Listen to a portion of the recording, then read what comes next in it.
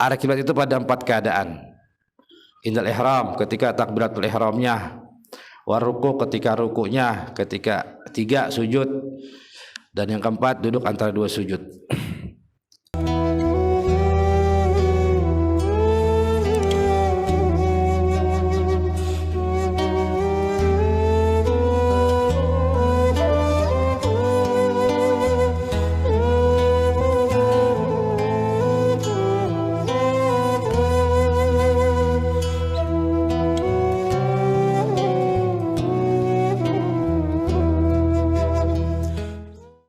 Minasyaitonirrajim.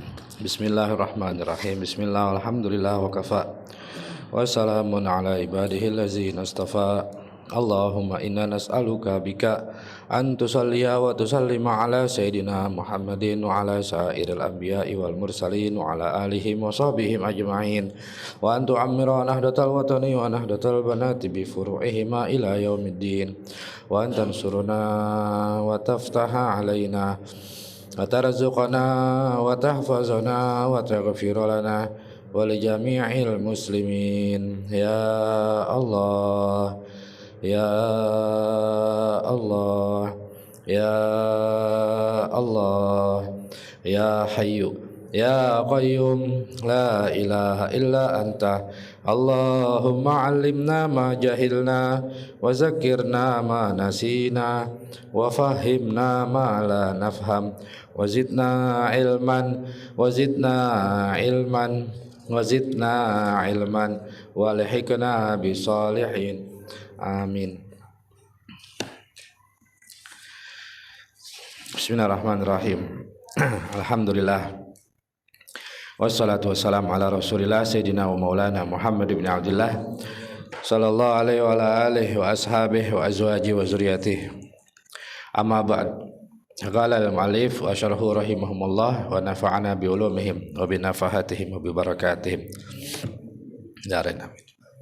Berkata pengarang dan para penyarahnya, semoga Allah Ta'ala berikan kita ilmu yang bermanfaat, yang barokah, ilmu yang mengenalkan, mengantarkan kepada keselamatan dan kebahagiaan hidup di dunia dan akhirat. Amin. Pertama, syarat sahnya sholat yaitu kita telah masuknya waktu secara yakin.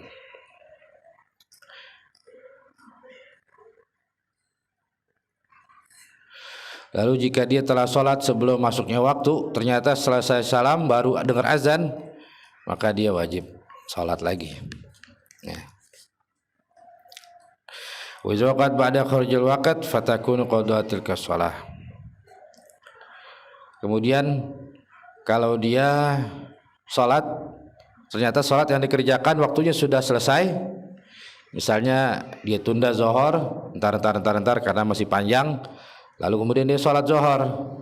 Ternyata ketika dia sholat zuhur, ternyata itu sudah masuk asar. Waqat ba'da khurujil waqt, setelah keluarnya waktu fatakunu qada, maka dia harus mengqada. Syarat yang pertama tadi itu adalah setelah masuknya waktu. Yang kedua istiqbalul kiblah, syartu tsani istiqbalul kiblah. Syarat yang kedua menghadap kiblat. Ini sekarang ada map, enak. La yakfi istiqbalul jihah faqat al-mu'tamad, tidak cukup mengarah ke salah satu arah yang dia kira kiblat. Maka ada istiqbal ini secara yakinan, yaitu secara yakin izalam yakun hunaka ha'il baina wa bainal Ka'bah. Itu orang yang tidak ada penghalang antara dirinya dengan Ka'bah, jelas kelihatan Ka'bahnya di sekeliling haram. Auzonan. Nah, kemudian auzonan mengira. Nah, mengira ini orang yang tidak melihat Ka'bah. Nah, kayak kita, itu adalah orang yang ijtihad, yaitu orang yang bersungguh mencari arah Ka'bah. Idza kana qa'iman aw qa'idan sadar, yaitu dia menghadap kiblat itu qa'iman aw qa'idan, baik dia berdiri ataupun duduk ataupun sujud, wa fi sadar, yaitu dengan dadanya. Ya, dada. Jadi kalau dadanya lagi sholat geser, seperti misal lagi sholat ada yang lewat, tangan ke senggol, kemudian badan dadanya itu berpaling. Nah ini bisa membatalkan sholat. Atau sebelum salam, Assalamualaikum innaka hamidum majid. Ada orang dada, bukan pala. Yang sunnah kan nengok pala, bukan menengok dada. Ada orang salah kaprah tuh. Fil alamin innaka hamidum majid. Assalamualaikum warahmatullah. Kan kepala yang nengok. Sunnahnya adalah yaitu iltifat, itu menengok ke ros kepala, kepalanya yang nengok, ya, bukan dadanya. Nah kalau dia berpaling dada sebelum salam maka batal sholatnya. Sebelum Hamidum Majid, sebelum salam selesai assalamualaikum, sebelum salam selesai udah assalamualaikum, ini dadanya udah nengok, batal sholatnya. Hati-hati itu, ada banyak ya bapak-bapak kita lihat, bahkan ada imam yang kayak begitu. Fil alamin innaka hamidum majid, dadanya nengok ke belakang. Jadi menghadap kiblat itu dadanya. Terus mau berdiri, mau ruku, mau sujud, dadanya itu ke kiblat. Itu. Kemudian kalau dia sholatnya mustaji'an, berbaring, kakinya misal ke kiblat, kakinya nendang kiblat nih, tiduran, ya, bagi yang sakit nggak bisa berdiri, ya udah tiduran, kakinya menghadap misal sono kiblat. Nah ini di apa namanya, bantalnya ditinggiin, tiduran begini. Nah ini dadanya juga harus ke kiblat, kecuali dia nggak bisa diangkat dadanya. Kalau tiduran celentang ya udah celentang, ya, tapi kakinya mengarah ke arah kiblat. Wabil wajhi, begitupun wajahnya, tidur celentang, bantalnya diangkat, dinaikin, dadanya itu diangkat, jadi dadanya bisa menghadap kiblat, kepalanya juga menghadap kiblat. Ini orang yang sholat dalam keadaan tidur, ya, tiduran karena sakit. Idza kana mustalqiyan fa qadamihi wajhi. Nah, kalau dia celentang maka yaitu tadi qadameh, kedua kakinya.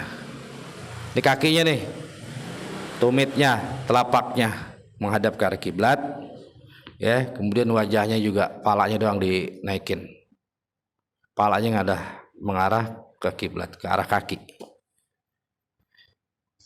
ya. Jadi nggak mentang-mentang sakit tiduran semuanya, ada arah kiblat, usahain dengan kakinya arah kiblat. Kalau dadanya bisa diangkat, dadanya juga, kepalanya juga. Kalau dadanya nggak bisa diangkat, celentang, kakinya ke arah kiblat sama kepalanya arah kiblat. Ya juzu tarku istiqbal kiblat fi halatain fi salati syiddatil khauf. Seseorang bisa tidak menghadap kiblat dua salat, dua keadaan. Fi salati syiddatil khauf, salat ketika sangat ketakutan, atau salatul harb, salat misal orang lagi dalam keadaan berperang atau melarikan diri, ya, salat kabur. Kalau dia nggak kabur, misalnya bisa ditembak, bisa diterkam oleh binatang buas, oleh musuh, lalu sambil lari sambil sholat, nggak tahu kiblat, udah dia ingat belum sholat, kabur masih ingat sholat. Fi nafilatis safar, yang kedua nafilatis safar, yaitu sholat sunnah dalam kendaraan safar al-mubah.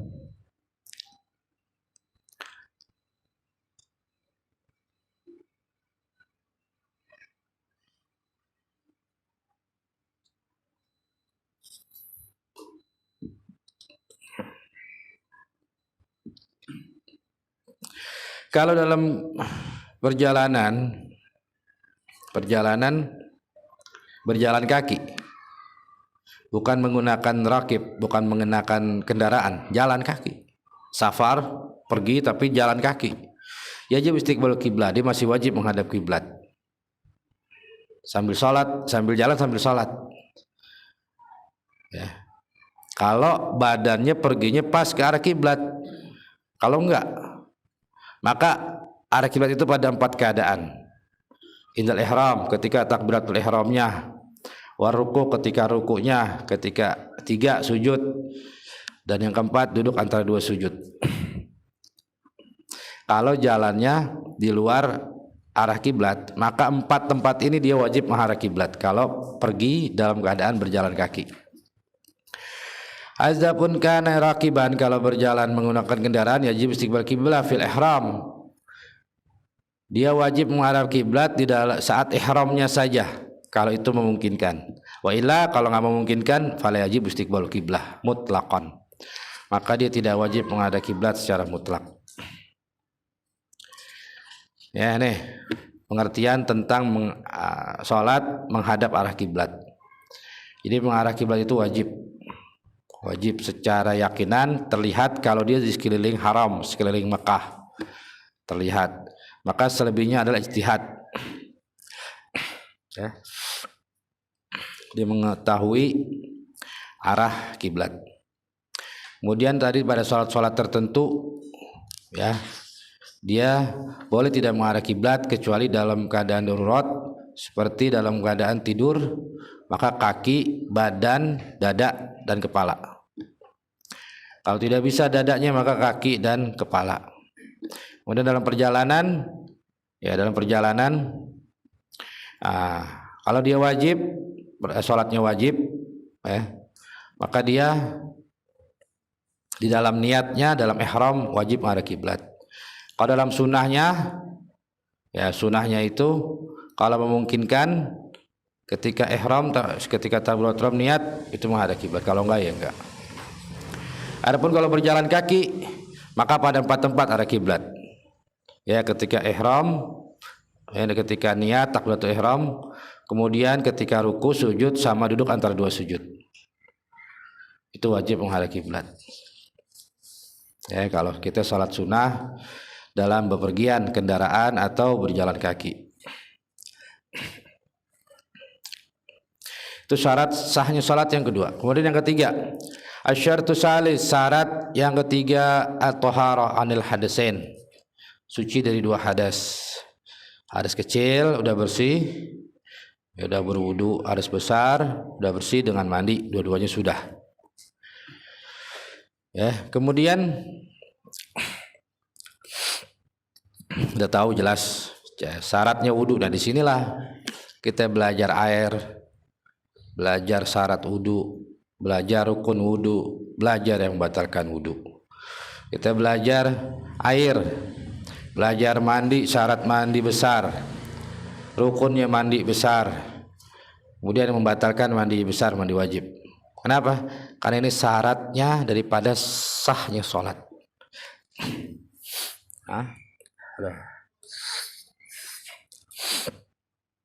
Ya. Jadi kita yang nggak dianggap sah, misalnya itu mengisi formulir nggak diterima, kenapa ya? Nggak sah nih, nggak diakuin, disalah nih, maka formulir ya nggak diterima, nggak sah, ya, nggak bakal dikonfirm, nggak akan di ACC. Nah begitu sholat tidak akan diterima, nggak akan sah sampai sebelumnya udah terpenuhi dulu persyaratan-persyaratannya. Ini ya, wudu, kenapa? Karena dia suci dari hadas kecil. Mandi besar, mandi wajib, karena itu syaratnya hadas, taharah anil hadasain, suci dari 2 hadas. Berarti ya, dia belajar wudu wajib, belajar mandi wajib. Kenapa? Karena itu syaratnya sahnya sholat. Begitupun dalam megang Quran, baca Quran, hadas besar, haram menyentuh, membawa, membaca. Hadas kecil nggak boleh menyentuh, nggak boleh membawa, tapi boleh membaca. Penting, walaupun belajar wudu, belajar mandi itu wajib, karena nggak sah sholat kita kalau kita nggak ngerti wudu yang benar, mandi yang benar. Asyhadu rabi, kemudian yang keempat atau haratu an najasa fi shaub wal badan wal makan, suci daripada najis, bersih dari najis. Najis tahu najis ya? Najis ringan, sedang, berat. Najis ringan ya kita nih semua, darah, nanah, manusia, binatang. Berat anjing, babi, ya. apapun yang berasal dari mereka berdua atau salah satunya, anjing atau babi kawin dengan binatang lain, maka keturunannya sama, ya, paham? Itu namanya najis berat. Itu harus dibasuh 7 kali, air satunya dengan debu. Basuh sikat 7 kali air, salah satunya dengan tanah. Ambil tanah, gosok tuh tempat yang terkena anjing, babi, atau salah satu dari keduanya, atau keturunan dari salah satu keduanya. Ini makanya dikatakan hati-hati menikah dengan orang yang buruk, karena sifat-sifatnya itu, ya, keburukan, sifat buruknya itu dia akan terus bergen biologisnya, anaknya, cucunya, dia akan terus punya sifat-sifat buruk. Makanya pilih menikah itu dengan yang soleh solehah, cari yang berilmu, yang alim, yang solehah, yang masya Allah. Itu udah tahu istrinya kayak begitu, ntar anak ente begitu, anak ente nggak parah, cucu ente parah. Kenapa? Karena ente salah kawin dulunya, atau bapak ente salah kawin, atau ibu ente salah punya bapak, salah punya suami, maka keturunannya begitu. Nah itu ya. Nah, anjing kawin dengan kambing, anaknya misalnya kambing, anjing kawin sama kambing, anaknya kambing, bukannya anjing. Babi kawin sama anjing, anaknya kambing. Nah kambing ini tetap harus besar, ya. Harus besar itu bukan hanya kotorannya, tai anjing, tai babi, enggak. Lidahnya, ludahnya, keringatnya, bulunya. Kemudian ada orang nyate anjing, nyate babi, ya, ente lewat, ya, dia diuap tuh, diungkep, tahu diungkep, ditaruh panci, diairin, ya, ngebul tuh asap itu. Asap dari dagingnya anjing babi ente hirup, ente najis. Ada orang nyate sate anjing, sate babi itu di mana itu, Ambasador misalnya, atau di Jakarta Utara banyak babi anjing ente lewat, wush, nyium baunya. Kenapa? Kena muka ente kena najis berat, kena asapnya apa? Sate anjing atau sate babi. Kena pakaian ente nggak bisa dengan dicuci begitu, harus 7 kali, salah satunya dengan tanah. Ente sholat pakai baju ente nggak sah sholatnya. Kenapa? Kena asap sate anjing, kena asap sate babi, atau salah satu keturunannya. Bebek, kok bisa bebek? Dulu anjing kawin sama bebek, punya anak bebek, itu bebek najisnya najis berat. Salah satunya, ya, anjing, babi, atau berasal dari keduanya, anjing sama babi kawin, atau salah satu dari keduanya kawin dengan yang lain. Itu namanya najis mughalazo. Najis, ngertiin dulu najis, ya, najis ringan, bayi laki-laki belum 2 tahun, belum makan apa-apa kecuali ASI. Kemudian najis sedang, semuanya, semua binatang, semua kotoran. Kemudian najis berat, anjing, babi, dan seterusnya. Itu fisaub, bersih dari najis, fisaub yang ada di pakaian. Di pakaian kita ini harus bersih dari najis. Tadi itu najis sedang, najis ringan, najis berat. Ingat, harus benar-benar suci. Wal badan, begitupun kulit kita, badan kita, badan harus sudah dibersihkan, ya, disikat, sabun, udah bersih. Wal makan, tempat sholatnya. Tempat sholat itu dari kita berdiri tak sampai kita sujud, itu namanya tempat sholat. Kita sholat di sini, ada kotorannya di situ, nggak ngaruh, karena kita nggak sholat di atas kotoran itu. Ya, penting kita belajar najis agar kita bisa membersihkan diri dari najis. Najisnya apa nih? Ya, ingus, najis apa enggak? Misalnya, ada orang ingusan, taruh di kantong. Hukum najis apa? Ingus itu hukumnya apa? Kemudian reak, lendir, ludah. Kalau berasal dari dalam rongga, ya, dalam rongga lambung, itu namanya najis. Tapi kalau dari ludah yang ada di lidah, ludah itu nggak najis. Harus tahu tuh, ya. Harus tahu apa itu, jangan disepelekan najis, cebok atau kotoran yang kelihatan. Yang ada di badan kita dah, telinga, hidung, mulut, itu berasal dari mana? Itu hukumnya apa? Melenting, tahu melenting? Tahu nggak melenting? Melenting, apa isinya air? Apa hukumnya? Kalau ada nanahnya, darahnya jelas, darah nanah hukumnya.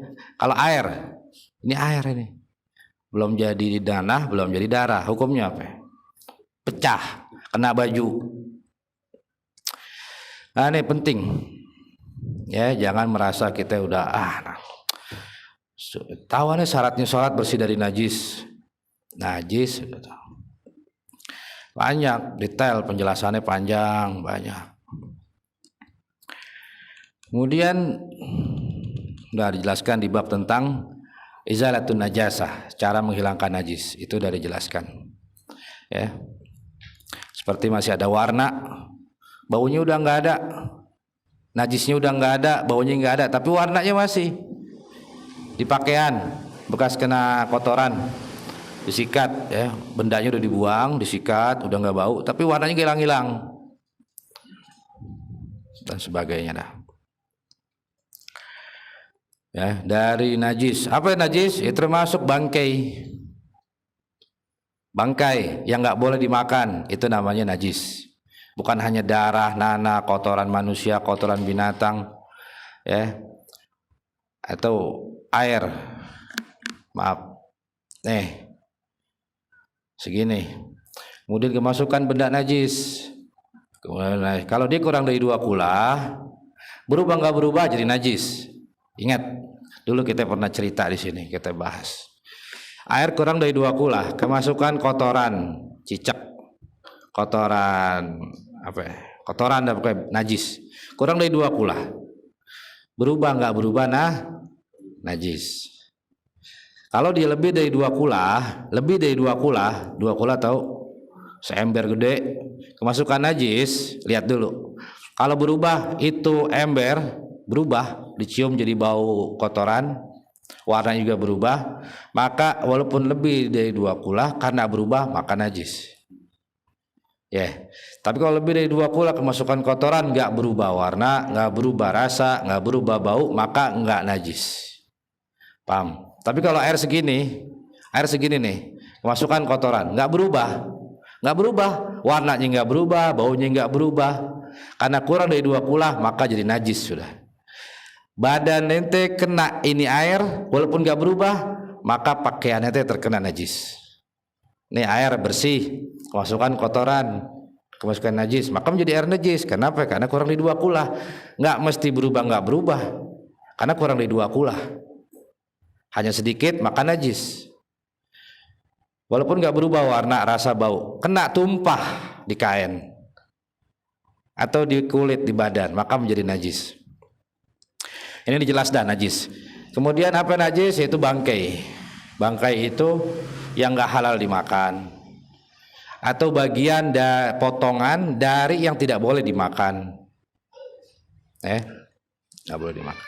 Makanya disitulah semut bikin orang nggak sah sholat. Kenapa? Karena semut itu yang najis, bangkai, tidak boleh dimakan. Kucing nggak boleh dimakan. Kucing boleh nggak dimakan? Nggak boleh.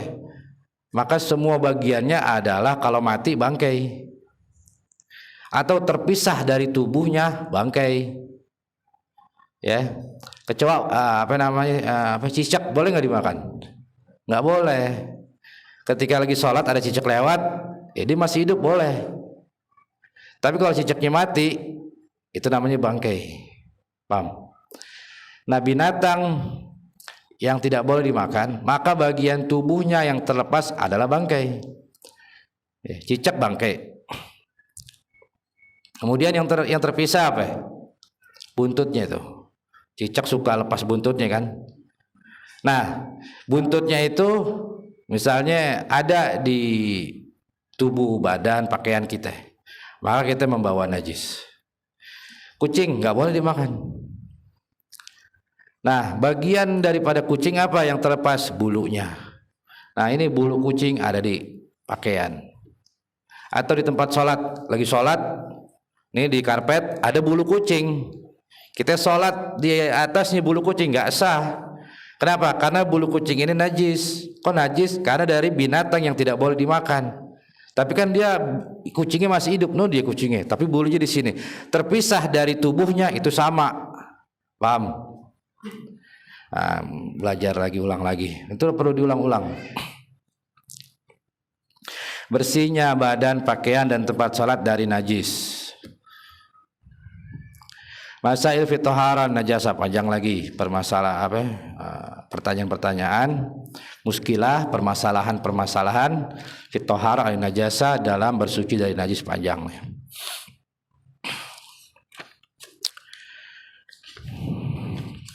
Itu syarat yang keberapa itu? Yang keempat. Kemudian asyartul khamis, kita loncat lagi, penjelasannya banyak panjang. Keburu tidur pulas ada itu. Asyartul khamis, syarat yang kelima, satrul aurah, menutup aurat. Syarat salat nih, tutup aurat. Aurat ya jelas sudah. Pembatasan laki-laki batasnya batasannya, tapi jangan udah salat pakai sarung aja. Kan laki-laki auratnya dari pusar sampai lutut. Enggak perlu pakai kaos, telanjang dada. Sah nggak? Sah. Ya dari pakai sarung aja udah, sarung di atas pusar sampai ke betis, sah sholatnya, nggak pakai kaos, telanjang dada, sah laki-laki. Itu batasan, ya batasan. Perempuan seluruhnya kecuali wajah dan telapak tangan. Ini juga boleh nih.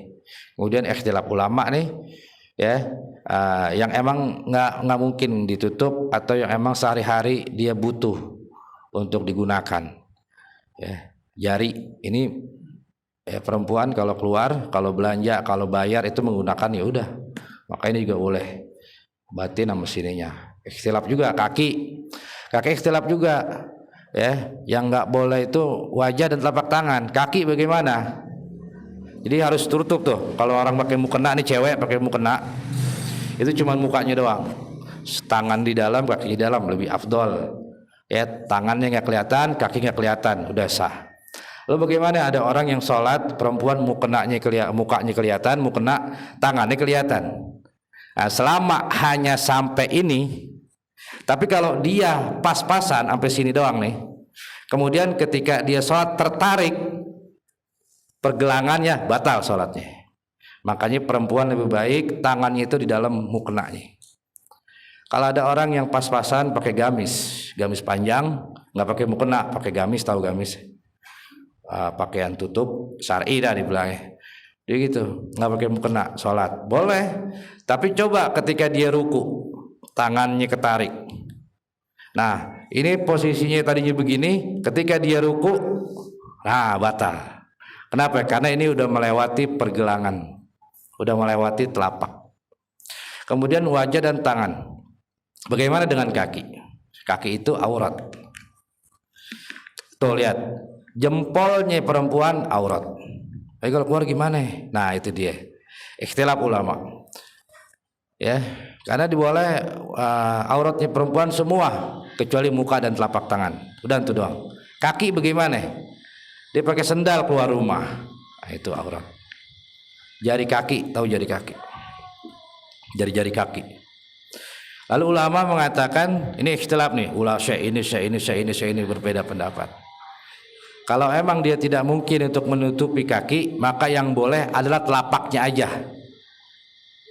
Karena kalau telapaknya ditutup itu mengotori pakaian. Ya udah, berarti pas-pasan di mata kaki. Jadi mata kakinya boleh. Tapi di atas mata kaki, punggung kakinya atau punggung kaki, tumit atas nih, itu haram itu dilihat. Paham? Karena yang boleh terlihat hanya wajah dan tangan. Kaki itu aurat. Kuku kakinya, jari kakinya itu aurat. Boleh kelihatan bawah, karena ini kalau ditutup itu akan mengotori pakaian. Kalau basah akan basah. Kemudian kalau sampai terlihat mata kaki, sholat batal sholatnya. Lagi sholat nih, ya pakai mukena atau pakai gamis boleh, ya selama kakinya tertutup. Ketika dia sujud yang terlihat hanya telapaknya aja. Kalau lagi sujud nih begini nih. Sebenarnya nggak boleh. Itu Imam Syafi'i mengatakan itu aurat. Telapak kakinya aurat. Karena yang boleh hanya wajah dan tangan.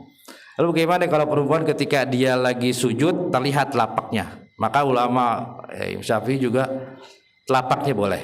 Tapi nggak boleh ke atas begini. Ini begini nggak boleh nih. Kalau ketika begini aja nih pas-pasan telapak masih boleh. Ini misal tumitnya nih, tumit belakang, boleh. Tapi kalau dia sampai terangkat lagi segini, kelihatan mata kaki, maka batal sholatnya. Ya. Nah, bagian aurat, yang aurat nih, laki-laki apa? Dari pusar sampai lutut. Perempuan yang boleh hanya muka dan tangan. Nah, bagian aurat yang itu tuh maka aurat juga di saat masih menempel di badannya atau ketika sudah terlepas dari badannya. Ya. Ini aurat laki-laki merdeka, perempuan merdeka.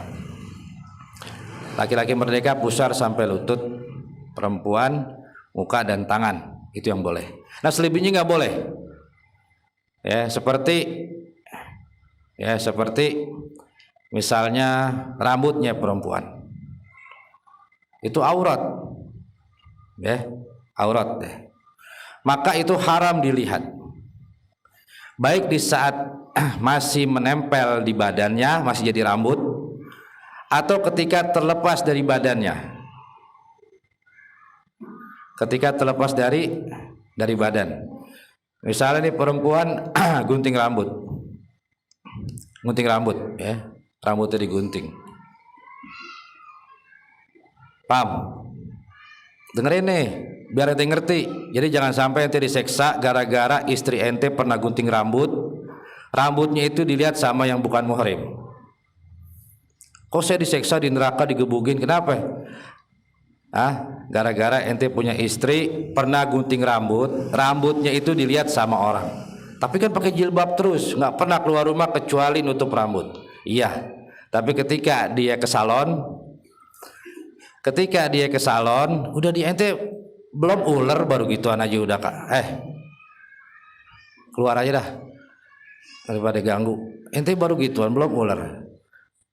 Dengerin, ini lagi serius. Ya, ente diseksa gara-gara apa? Nih rambut istri ente dilihat sama yang bukan muhrim. Istri anda nggak pernah buka aurat, tapi pernah digunting rambutnya, kemudian ditaruh di luar, disapuin pengki, ditaruh di luar rumah, dipengki itu rambut istri ente dipengki, kemudian dilihat sama orang laki, itu haram. Arti nggak? Ente punya kemaluan, punya bulu kemaluan, ente cukur, taruh di luar, dilihat sama orang, itu haram.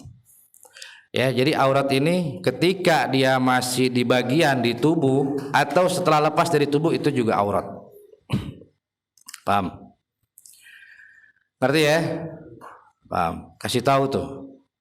Istri ente, anak perempuan, kakak ente, adik ente kalau bisa kasih tahu. Nih perempuan, ente gunting rambut ya di salon. Nah, maka rambutnya baik ketika dia masih pakai, masih di kepalanya atau lepas dari kepalanya digunting, itu haram dilihat sama yang bukan muhrim. Ya, ini namanya aurat. Arti? Ya, jadi aurat itu haram diperlihatkan baik ketika masih di bagian masih nempel di badan atau lepas dari badan.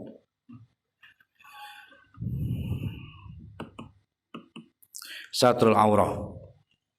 Auratul rajul arba'ah. Nih, auratnya laki-laki ya. Jadi gini, kita bahas aurat tadi biar paham. Aurat pertama, aurat yang boleh dilihat seluruh tubuhnya dari ujung pala sampai ujung kaki itu hanyalah suami istri. Ingetin, tulis tuh, tulis biar ente nggak salah paham nanti. Yang boleh dilihat dari ujung rambut sampai ujung kaki, sampai kemaluannya, sampai duburnya, boleh dilihat oleh siapa? Si suami oleh istrinya, istri oleh suaminya. Udah itu aja. Paham? Satu.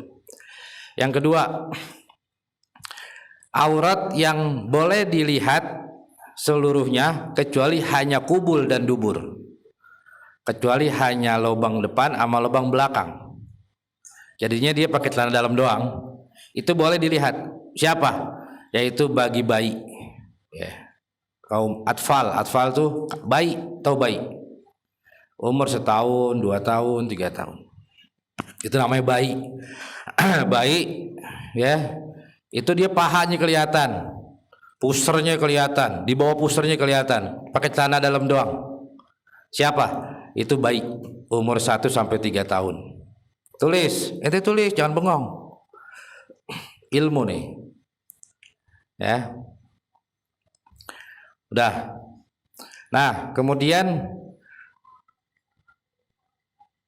pusar dan lutut, pusar dan lutut, pusar dan lutut itu batasan, ya. Batasan pusar dan lutut itu nggak boleh dilihat. Siapa itu? Yaitu laki-laki yang merdeka. Laki-laki yang merdeka. Kita nih, kita laki-laki merdeka. Maka haram kita ini membuka antara pusar dan lutut. Ya, ente ngobrol sama temen ente pakai celana pendek sepaha, ya haram. Kenapa? Karena sesama laki. Aurat laki-laki dengan laki-laki lain sama, itu auratnya laki-laki merdeka, pusar dan lutut. Udah. Kemudian yang biasa terlihat, yang biasa terlihat, yang boleh, yang biasa terlihat apa? Rambutnya, lehernya, tangannya, kakinya, sampai betis. Itu boleh dilihat oleh siapa? Oleh muhrimnya.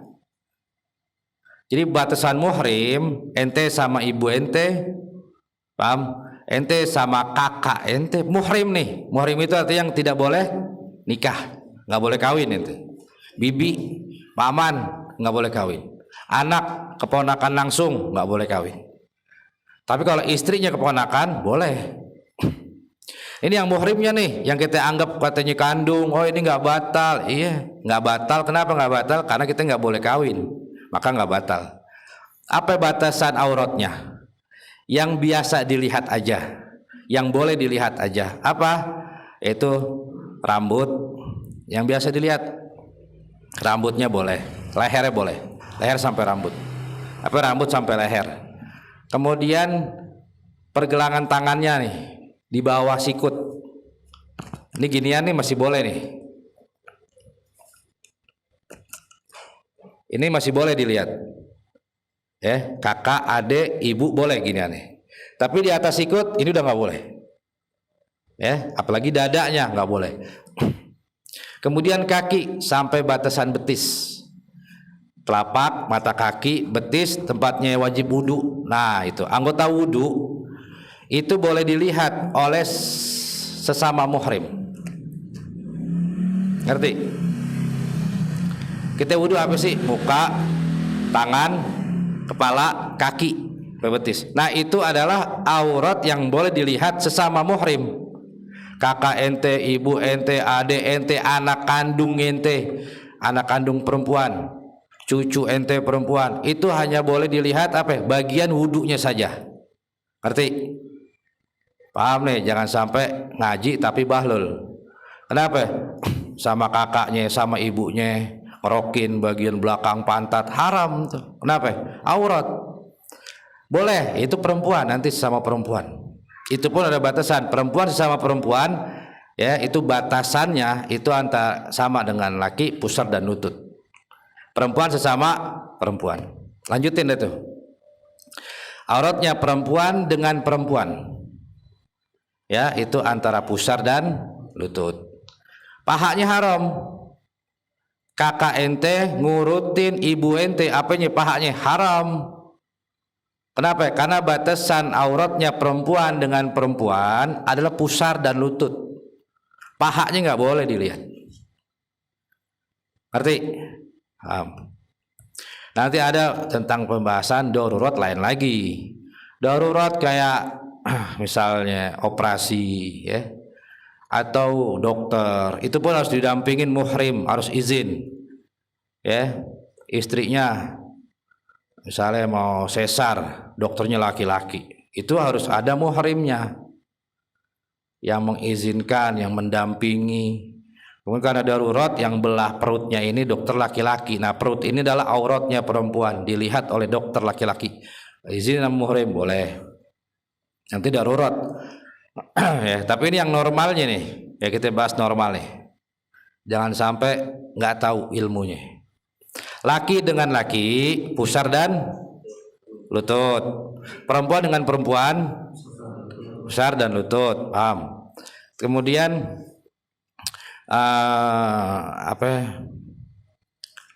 anak kecil, bayi, apa yang boleh dilihat? Seluruhnya, ya, kecuali kemaluannya aja, itu bayi. Ketika dia udah 3 tahun lebih, pusar dan lutut. Anak kecil nih, dia belum balik ya, masih tamis, masih 5 tahun, masih 6 tahun, belum balik nih, itu pusar dan lutut. Pahanya nggak boleh lagi dilihat. Ya, nah nanti kalau udah balik ya semua badan, apalagi anaknya perempuan, seluruh badan kecuali muka dan tangan. Jadi perempuan itu cuma muka dan tangan. Ya, kecuali sesama perempuan itu antara pusar dan lutut. Perempuan dengan kandungnya, dengan muhrimnya, ya itu nggak boleh dilihat. Ya, kandungnya, anaknya, bapaknya, abangnya, adiknya nggak boleh dilihat. Yang boleh dilihat hanya apa? Anggota wudhunya, mukanya, rambut, tangan, sama kaki, udah. Tapi kalau dia ngelihat di atasnya betis, dengkul, paha, haram. Atau ngelihat dadanya atau perutnya, itu haram. Haram ya? Paham? Jadi kalau ngelihat kakaknya pakai celana pendek, ibunya pakai celana pendek, bapak ente pakai celana pendek, bilangin itu haram. Kenapa? Karena ente bukan berdua lagi di kamar. Kecuali ente berdua di kamar suami istri, ente mau telanjang bugil nggak apa-apa. Tapi kalau udah keluar kamar, ada anak, ada kakak, ada adik, itu harus ditutup.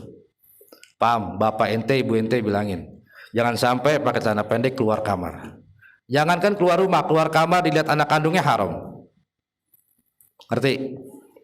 Penting nih, ya. Ya, apalagi ada lagi yang berpendapat tutup aurat itu kalau lagi mau sholat sama ngaji aja. Kalau nongkrong keluar rumah boleh pakai celana pendek. Ini mazhabnya iblis tuh namanya. Ya, penting. Karena nanti aurat tuh panjang. Apalagi apa namanya? Investigasi. Allah ketika hisab itu investigasinya malaikat yang setiap detiknya selalu menemani dia. Maka yaqulu qaulun wa fi'l, tidaklah apa yang diucapkan dan apa yang diperbuat illa ladaihi raqibun atid.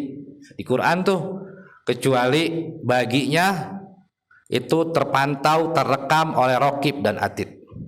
Jadi pekerjaan dia yang dia ucapkan, yang dia perbuat itu semuanya terekam. Ila ladaihi, melainkan di sisinya raqibun atidun. Ada malaikat raqib dan atid. Nah, banyak itu kisah-kisah tuh. Ketika mereka telah wafat, nyari auratnya yang pernah terlepas dari badannya, di perempuan nih. Ya, suaminya bingung, istrinya kok diseksa mulu, dari kirimin yasin, tahlil, haul segala macam. Selalu ngimpi istrinya dalam keadaan diseksa. Dia hatamin Quran, dia zikir, dia wirid, dia segala macam. Istrinya masih diseksa aja. Nyata apa? Ditanya, apa sih penyebabnya apa? Ada aurat saya yang masih dilihat. Mana dia? yaitu dia pernah memotong kukunya, dia pernah memotong rambutnya, ya, yang dibikin ya, kemudian dia terlepas dari badannya, kemudian dilihat oleh orang yang bukan muhrim. Kemudian kadang rambutnya itu pun dijadiin sambungan lagi, dibikin apa itu? Orang rambut palsu namanya apa? Wig. Ini bakal wig lagi, kadang sambungan lagi, terjual lagi. Itu dari rambut manusia itu, rambut perempuan. Mendilihat sama yang bukan muhrim. Nah itu dia dosanya ngalir terus itu. Selama itu wig, selama itu kuku misalnya, ya dilihat atau sama yang bukan muhrim, siksa. Setiap helai itu satu ular yang tebalnya itu seperti pelepah korma. Ularnya nih bukan ular kadut, bukan ular kobra kita, ini ular yang batangnya itu kayak pohon kelapa dah, batang. Satu helai. Karena kalau perempuan gunting rambut berapa helai rambutnya? Cabik-cabik dia terus diracunin tuh, dipatokin sampai hari kiamat. Ya. Makanya kalau kita marah, kita ingetin itu agar dia tidak disiksa, agar dia nggak dicatok ular di kuburan. Ya. Paham? Ini mending cakep, mending apa ya? Pakai buka aurat. Mbak-mbak, nenek-nenek, ibu-ibu. Ya, kalau ada yang mulus, wah ini saya mulus, ini hiasan dari Allah biar dilihat orang, biar orang melihatnya indah, seni. Ya, ini mau seni mau enggak, ya mau cakep mau jelek semua sama. Itu aurat, aurat macam-macam aurat tuh.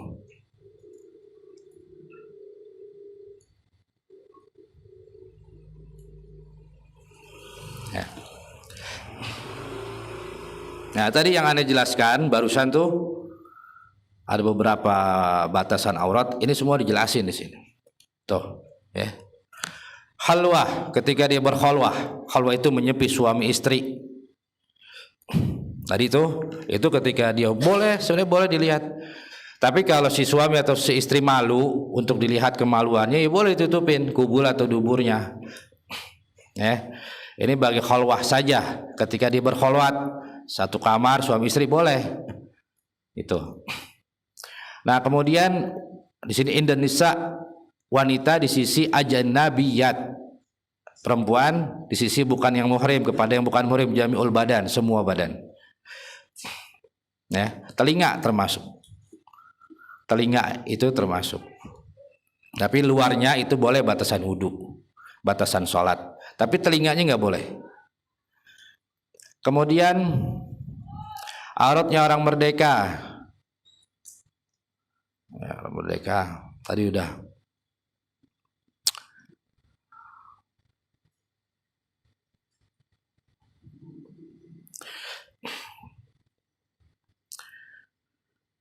Nah, ma baina surah wa rukbah. Ingat. Bis shalah wa inda nisa wa rijalil maharim, aurat di saat salat, tapi di sisi wanita semua, perempuan sesama perempuan semua. Ya, itu boleh suaranya. Paham? Ini misalnya nih musola nih, imamnya perempuan, makmumnya perempuan, ya ditutup, nggak ada laki-laki. Tapi kalau misalnya ada di depan pintu ada orang laki-laki lewat, ya, ada yang lagi nungguin, ada laki-laki, ada anak muda, ada bapak-bapak, maka suaranya juga aurat. Perempuan nih, ya.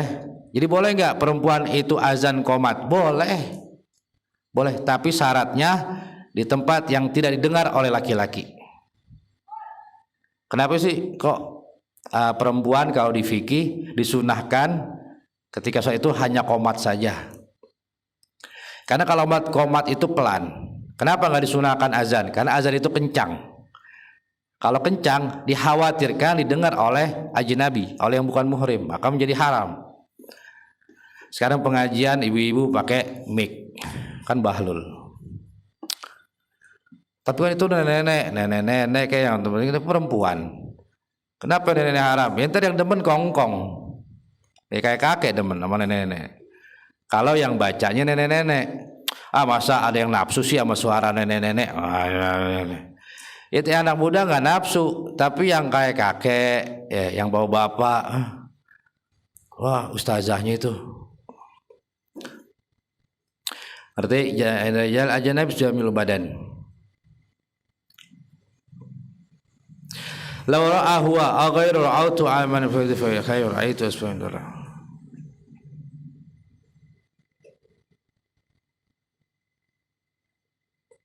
As-syartu sadis, syarat yang keenam al-ilmu bi fardiyatiha. Syarat yang keenam yaitu al-ilmu bi fardiyatiha, mengetahui fardu-fardunya salat. Nanti ada belajar furudus salat, fardu-fardunya salat atau arkanus salat, rukun-rukunnya salat. Itu nanti adalah syarat salat yang keenam, orang itu mengetahui rukun salat. Ya, apa sih rukun salat? Allahu Akbar. Berarti angkat tangan itu rukun salat fardu. Angkat tangan. Allahu Akbar, angkat tangan, itu semuanya fardu, rukun salat. Kabira walhamdulillah katsira. Doa iftitah itu apa? Rukun salat, fardunya salat. Kemudian auzubillahi minasyaitonir rajim apa? Fardunya salat. Fatihah fardunya salat. Amin fardunya salat. Nah, ini enggak sah. Kenapa? Karena dia enggak bisa membedakan mana yang fardu, mana yang bukan fardu. Ada orang beranggapan angkat tangan hukumnya fardu. Usolli fardu maghribi, melafazkan niat dengan suara, jangan ketek-ketek gitu pulpen. Melafazkan niat ketika usolli fardu maghribi salah nilai ta'ala Allahu Akbar. Dia melafazkan, kan hukumnya sunnah. Yang wajib itu adalah niat ketika takbiratul ihram. Allah itu wajib. Usolli fardu wajib di hati. Melafazkan, lafaz, lisan, bersuara, itu hukumnya sunnah. Lalu orang berpendapat usolli fardu maghribi, niat dulu, niat ini wajib. Niat benar, niat itu wajib. Tapi niat yang wajib adalah di hati ketika takbiratul ihram. Itu adalah niat yang wajib. Adapun niat yang sunnah melafazkan sebelum takbiratul ihram. Sholli fardu maghribi itu niat yang sunnah. Sebelum takbiratul, sebelum angkat tangan sunnah. Allah, angkat tangan enggak apa-apa. Yang penting wajib takbiratul ihramnya. Allahu Akbar disertai dengan niat dalam hati, itulah yang wajib. Adapun yang tidak itu, maka itu hukumnya sunnah. Angkat tangan sunnah, usolli dengan mulut suara sunnah. Lalu dia karena dia nggak belajar, nggak tahu ilmunya, nggak mau ngaji, masa bodoh, nggak peduli. Lalu dia mengira itu wajib, angkat tangan wajib, usolli pakai suara wajib, maka nggak sah sholatnya. Walaupun dia sholat dari kecil sampai 80 tahun, 90 tahun, semua sholatnya nggak ada yang diterima. Maka 90 tahun itu dia dosa besar, dosa orang yang meninggalkan sholat. Kali 5.000 tahun satu sholat sengaja, 5.000 tahun dikali 365 hari satu tahun dikali 5 satu tahun 7.000. Itu kalau kemarin tuh 3 tahun. 3 tahun. Kalau bisa 80 tahun dikali berapa? 7.000 sholat dikali 5.000 tahun sekali nggak sholat di neraka. Makanya di neraka itu ada yang 1 miliar tahun, ada yang 1 juta tahun, ada yang 2 miliar tahun di neraka. Kenapa? Karena hukumannya lama. Kenapa? Karena dia lama juga ngerjain meninggalkan sholatnya. Sekali nggak sholat 5.000 5.000 tahun dia bermukim di neraka. Bagi orang yang nggak sholat dengan sengaja 5.000 tahun di neraka. Jadi sholat, tapi sholatnya nggak sah, nggak di ACC, berarti nggak sah. Kalau nggak sah ya sama, dia belum mengklaim, belum mengerjakan sholat. Ini pentingnya kita belajar fikih, nggak sepele ya. Walaupun ngaji fikih, ya ngaji itu lagi, wudu lagi, sholat lagi, fikih lagi, najis lagi. Ya. Ini bukan pekerjaan yang sepele ini. Ya. Karena orang yang nggak al-ilmu bi fardiyatiha, tidak mengetahui fardu-fardunya, maka nggak sah. Falau taraddada fi sunnati dengerin deh. Di sini dijelaskan di bawahnya itu. Asyartu sadis, syarat yang keenam, al-ilmu bi fardiyatiha, mengetahui fardu-fardunya, rukun-rukunnya, dia harus tahu mana rukunnya, mana bukan rukun. Falau taraddada, kalau ada orang ragu-ragu. Tarad itu ragu, bingung fi sunniyatiha, tentang kesunahan sunnah, tentang sunahnya sunnah. Jangan praktek-praktek begini. Kalau ngaji itu kayak orang fokus, serius, nggak gelap kanan kiri itu semuanya gelap. Yang ada ini misalnya mati lampu, cahaya itu cuma dia nih. Jadi nanti harus fokus dia nih. Itu namanya taklim. Mati lampu tahu, cuma ada satu cahaya.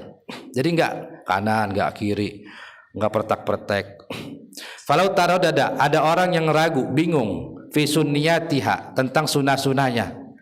Ini sunnah apa enggak ya? Baca surah Bismillahirrahmanirrahim, amin, amin sunnah apa fardu ya? Nah, ada orang yang taraddada fi sunniyatiha fala tasihu salatuhu, maka tidak sah salatnya. Tuh. Lagi ruku nih.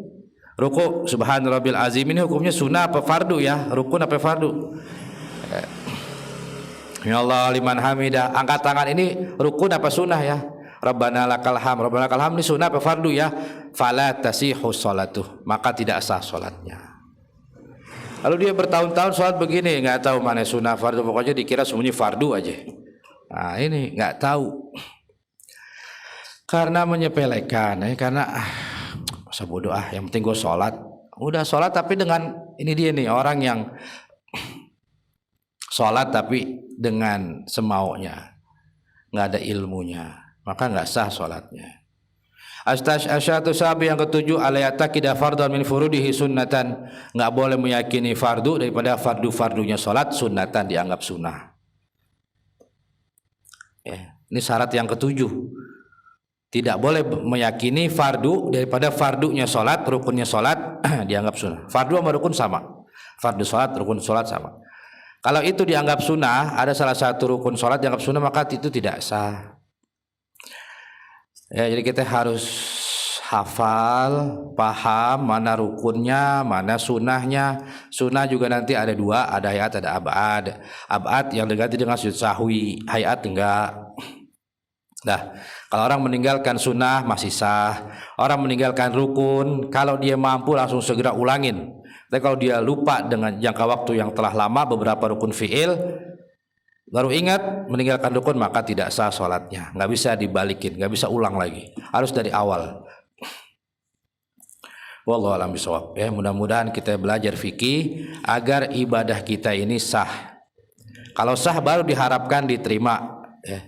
Kalau diterima baru diharapkan pahala. Kalau tidak sah bagaimana dapat pahala? Ya, kita dapat pahala, kita dapat gaji kalau kita udah sah diterima jadi karyawan dulu. Kalau belum jadi karyawan, belum diterima jadi karyawan, lalu berharap mendapat gaji, dapat bonus. Ya, ini sesuatu yang mustahil. Ya, begitupun orang yang ibadah yang tanpa ilmu, yang dia nggak tahu sah atau tidak sahnya ibadahnya, lalu dia berharap dapat gaji, dapat pahala. Sementara dia nggak tahu sah atau enggak. Maka sah atau tidaknya adalah kewajiban kita. Kalau kita nggak sah, ya kita ulang lagi sholatnya. Kalau kita melakukan udah syaratnya sesuai, rukunnya sesuai, jauh dari yang membatalkan, udah kita yakin sholat yang barusan, ibadah yang kita kerjakan barusan sah, nggak perlu diulang. Tapi kalau kita mengerjakan yang membatalkan, nggak sesuai dengan syarat rukun, berarti kita tahu, oh barusan saya nggak sah, berarti saya harus ulang lagi sholatnya. Aneh aja sering ngulang sholat. Misal habis ngecat rapi-rapi, bersih-bersih, ya, sabun, sikatin cat.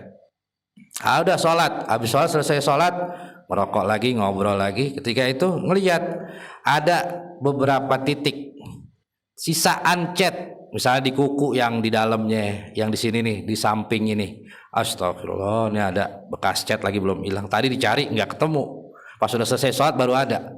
Atau di dalam, di bawah telapak kaki ini apa nih? Ternyata masih ada cat, ya, yang nggak bisa dilakukan, mesti dikerok-kerok. Nah ini berarti tadi wudunya nggak sah. Ada sering begitu. Udah berarti tadi sholatnya nggak sah. Udah, sikat lagi, ambil sabun, ambil sikat. Kalau nggak pakai kuku nggak bisa, ya pakai. Udah wudu lagi, sholat lagi, ulang lagi. Itu, ada sering begitu. Berarti, oh berarti tadi sholat ada tadi nggak sah. Nah, sekarang ulang lagi sholatnya, ulang lagi sholat. Jadi kita harus yakin baru yang kita kerjakan ini sah atau tidak. Canggih deh, udah nggak tahu siapa yang penting udah sholat. Nah ini dia. Ya nauzubillah ya.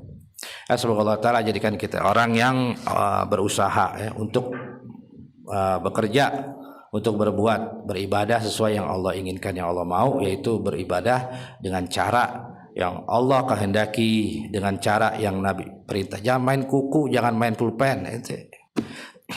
Ya. Kalau ada Ustaz Taufik apa dipanggil, ini lekar mental ke ente. Kalau di pondok-pondokan ada yang main cetrek-cetrek tuh pulpen yang begini, atau main kuku. Ada suara gitu, dilihat, dilem, ini terbang, ini gelas terbang, ini terbang. Wih. Kenapa? Aneh dengar begitu, keganggu. Ya. Makanya di Bangil itu, di Raci itu orang dewasa semua. Yang kecil-kecil, yang masih sanawiyah, SMP, itu dipindah di Balui yang kecil-kecil.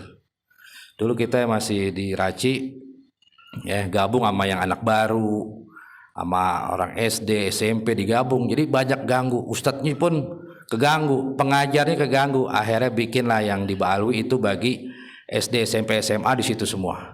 Khusus kalau dia udah kuliah baru ke sini. Ya, kenapa? Itu ustadznya semua keganggu ngaji, taklim keganggu karena banyak anak kecil. Ya. Kalau ngaji dewasa ada yang begitu-begitu, berarti belum siap ngaji di tempat yang dewasa karena belum tahu adab, belum tahu akhlak, belum tahu sopan. Ya, maka enggak, jangan ngaji di tempat yang besar-besar, jangan di tempat Habib-Habib yang ngaji kitab-kitab gede. Ngajinya yang anak-anak aja, TPA itu bisa bercanda, bisa berisik, boleh. Ya, tapi kalau ngaji yang serius, ya enggak boleh, ada tata caranya. Ya, karena bisa mengganggu. Jadi fokus lagi, benar-benar fokus, ente kena kecoa takut, kelabakan, keganggu lagi. Ente lagi baca yang mana tadi, hilang lagi tuh. Hilang lagi tadi mana lagi, nyari lagi. Dengar suara begini keganggu lagi. Ya, jadi kalau di tempat-tempat anak-anak atau TPA ngaji ikro nggak apa-apa ya. Kalau ngaji di yang besar, ngaji yang fokus, yang serius, ya harus jaga biar tetap fokus, jangan sampai keganggu. Ya, pelajaran nih, fokusnya, belajarnya, bacanya jangan keganggu. Ya, agar buat kita, kalau kita fokus kan yang paham kita juga. Kalau nggak fokus, ente main ginian berarti kan lagi nggak serius dengerin, lagi nggak nyimak. Kalau nggak nyimak kan berarti ente nggak paham apa gunanya ngaji, nggak tahu yang tadi disampaikan apa. Jadi kembali buat kita, kalau kita fokus, kita serius, yang paham, fahimna ma la nafham, kan doanya tadi, wa fahimna ma la nafham, zidna ilman. Allahumma alimna ma jahilna wa zakirna ma nasina wa fahimna ma la nafham wa zidna ilman wa hikna bisalihin. Fahami kami ma la nafham, yang belum kami pahami, yang kami enggak bisa pahamin, fahimna, berikan kami pemahaman, ma la nafham, yang kami tidak bisa pahami, enggak paham, maka minta biar diberi paham. Paham itu harus fokus, harus serius, harus simak telinganya, matanya. Oke, diibaratkan tuh, ya, fokus, simak, istimak kita menyimak, simak, menyimak, ibarat itulah lampu, yang lain adalah gelap gulita. Jadi ke situ aja udah, mata kita ke lampu, ke api, misalnya ini lilin lagi mati lampu, matanya ke lilin, telinganya ke lilin, yang lain adalah gelap. Itu kalau ngaji gitu. Jadi apa yang diucapin guru, apa yang diperbuat guru, apa api ini, lilin kalau lagi mati lampu dia goyang, ente keliatin. Ya, jadi semuanya gelap. Nah itulah namanya kita ngaji serius, fokus. Jadi apa yang diucapin, geraknya, contohnya, semuanya kita bisa paham, bisa kita ikutin. Ya, semua jadi demi kepahaman kita. Bukannya aneh marah, aneh kesel, biar ente paham. Kalau ente nggak serius, ente nggak paham. Ente bercanda, ente begini, nggak serius, berarti ente nggak paham. Ya nggak ngerti, akhirnya nanti ibadahnya nggak sah, nanti berdosa, nanti diseksa gara-gara nggak sah. Kenapa nggak sah? Karena ngajinya nggak paham. Jadi ibadahnya nggak pakai ilmu. Ya mudah-mudahan Allah Ta'ala jadikan kita orang yang diterima ibadahnya, yang sah dengan ilmu, agar kita dipelihara di dunia juga di akhirat, termasuk orang yang Allah Ta'ala berikan hidayah taufik, semangat untuk mencari ilmu, demi keselamatan, demi kita, keselamatan kita, kebahagiaan kita, keselamatan keluarga, kebahagiaan keluarga kita, kebahagiaan selamatan di dunia juga di akhirat. Wallahu a'lam bishawab. Subhanakallahumma wa bihamdika asyhadu alla ilaha illa anta astaghfiruka wa atubu ilaik. Amil tusuan wa zalamtu nafsi faghfir li dzunubi kullaha fa innahu la yaghfiru dzunuba illa anta. Wa sallallahu ala sayyidina Muhammadin wa ala alihi wa sahbihi wa baraka wasallam walhamdulillahi rabbil alamin. Bismillahirrahmanirrahim. Ya rabbana atarafna bi annana qatarafna wa annana asrafna ala fatub alaina taubah taghsilu kulla haubah wastur lana al-aurati wa amini rawati wa ghafir li walidina wal ahli wal ikhwan illani wa kulli zi au jiratin au sohbah wal muslimina ajma fadlan wajudan manna la biktisabin minna bil mustafa rasuli nahza Suli salla wa salam Rabbi alaihi adal habbi wa alihi wa sahbi idadatasi suhbi walhamdulil ilahi fil bad'i wa tanahi hamdan kasiran da'imaha. Alhamdulillah.